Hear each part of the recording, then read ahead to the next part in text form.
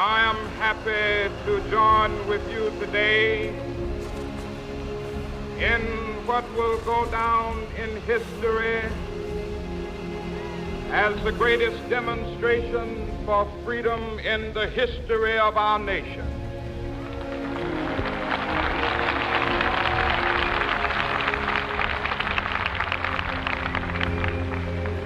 Fourscore years ago, a great American in whose symbolic shadow we stand today signed the Emancipation Proclamation. This momentous decree came as a great beacon light of hope to millions of Negro slaves who had been seared in the flames of withering injustice. It came as a joyous daybreak to end the long night of their captivity. But 100 years later, the Negro still is not free. 100 years later, the life of the Negro is still sadly crippled by the manacles of segregation and the chains of discrimination. 100 years later, the Negro lives on a lonely island of poverty in the midst of a vast ocean of material prosperity. 100 years later,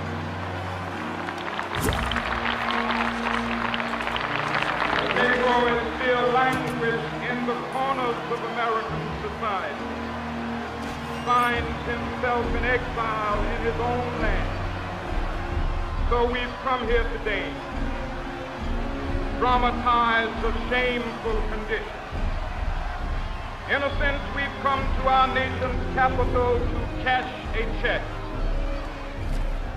When the architects of our republic wrote the magnificent words of the Constitution and the Declaration of Independence, they were saying there was a promise that all men, yes, black men as well as white men, would be guaranteed the unalienable rights of life, liberty, and the pursuit of happiness. It is obvious today that America has defaulted on this promissory note insofar as her citizens of color are concerned. Instead of honoring this sacred obligation, America has given the Negro people a bad check, a check which has come back marked insufficient funds.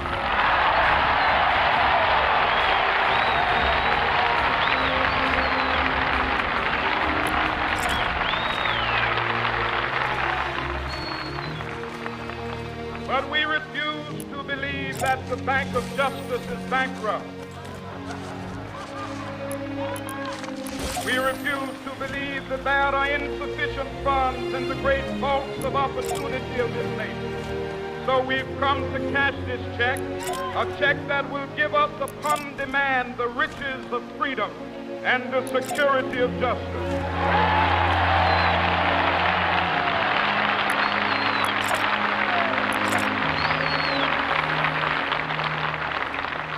We have also come to this hallowed spot to remind America of the fierce urgency of now. This is no time to engage in the luxury of cooling off or to take the tranquilizing drug of gradualism.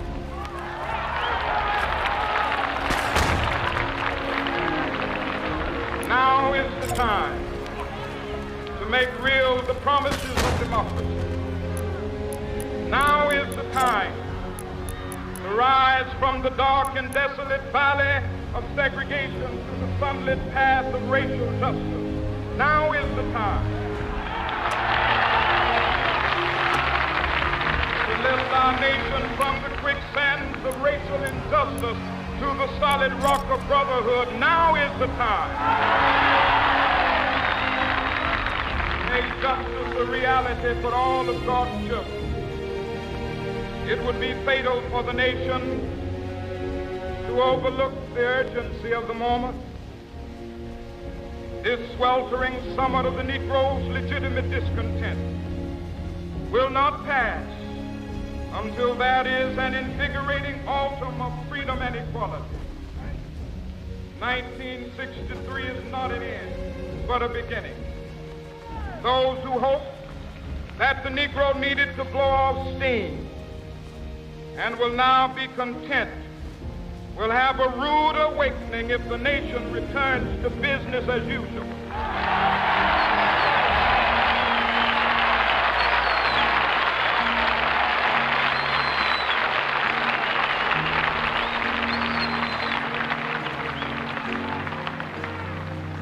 There will be neither rest nor tranquility in America till the Negro is granted his citizenship rights. The whirlwinds of revolt will continue to shake the foundations of our nation until the bright day of justice emerges. But that is something that I must say to my people who stand on the warm threshold which leads into the palace of justice.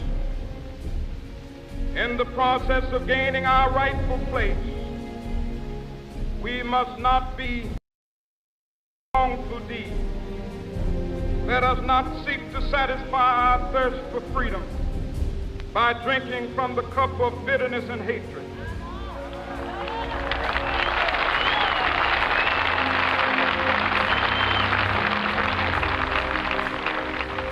We must forever conduct our struggle on the high plane of dignity and discipline. We must not allow our creative protests to degenerate into physical violence. Again and again, we must rise to the majestic heights of meeting physical force with soul force. The marvelous new militancy which has engulfed the Negro community must not lead us to a distrust of all white people. For many of our white brothers, as evidenced by their presence here today, have come to realize that their destiny is tied up with our destiny.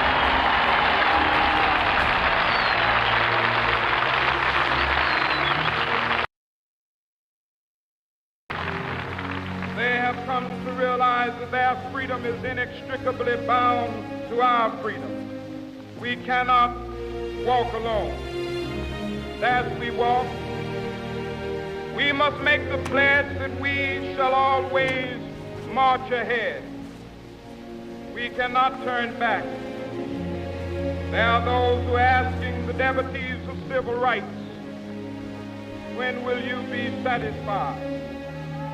We can never be satisfied as long as the Negro is the victim of the unspeakable horrors of police brutality.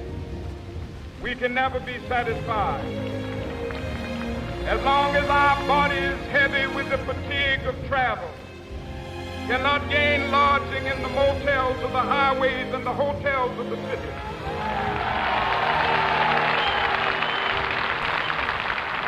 We cannot be satisfied as long as the Negro's basic mobility is from a smaller ghetto to a larger one.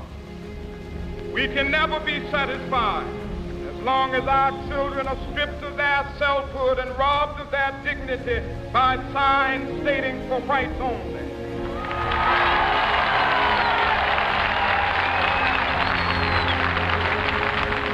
We cannot be satisfied as long as the Negro in Mississippi cannot vote and a Negro in New York believes he has nothing for which to vote.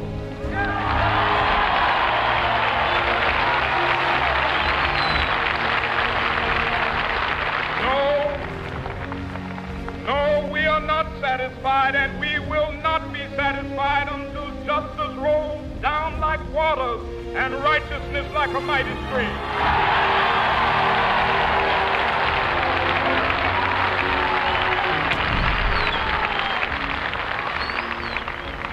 I am not unmindful that some of you have come here out of great trials and tribulations. Some of you have come fresh from narrow jail cells. Some of you have come from areas where your quest for freedom left you battered by the storms of persecution, staggered by the winds of police brutality. You have been the veterans of creative suffering. Continue to work with the faith that unearned suffering is redemptive. Go back to Mississippi. Go back to Alabama. Go back to South Carolina. Go back to Georgia. Go back to Louisiana. Go back to the slums and ghettos of our northern cities, knowing that somehow this situation can and will be changed. Let us not wallow in the valley of despair. I say to you today, my friend,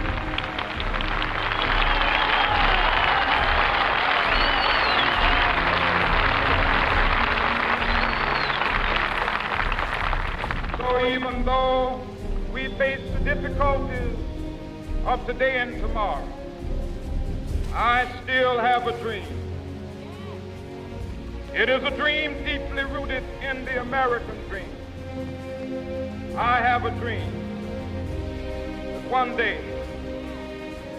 this nation will rise up, live out the true meaning of its creed. We hold these truths to be self-evident, that all men are created equal.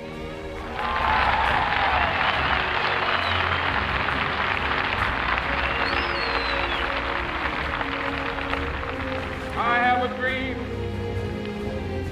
that one day on the red hills of Georgia, sons of former slaves and the sons of former slave owners will they be able to sit down together at the table of brotherhood. I have a dream that one day, even the state of Mississippi, a state sweltering with the heat of injustice, sweltering with the heat of oppression, be transformed into an oasis of freedom and justice. 2 hours later. Dream that one day, down in Alabama, with its vicious racists, with its governor having his lips dripping with the words of interposition and nullification, one day right there in Alabama, little black boys and black girls will be able to join hands with little white boys and white girls as sisters and brothers. I have a dream today.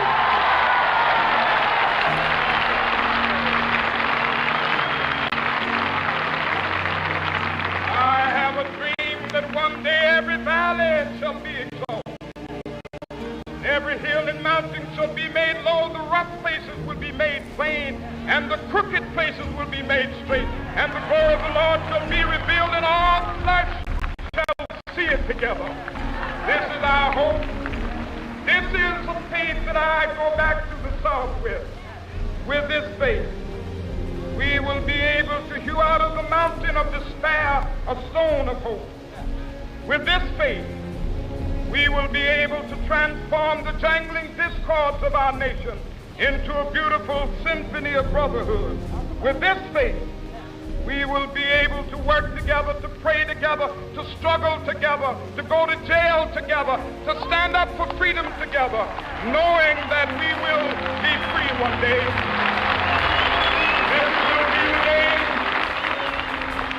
This will be the day with all of God's children be able to sing with new meaning, my country, tears of thee. Sweet land of liberty, of thee I sing. Land where my fathers died, land of the pilgrim's pride. From every mountainside, let freedom ring. And if America is to be a great nation, this must become true. So let freedom ring.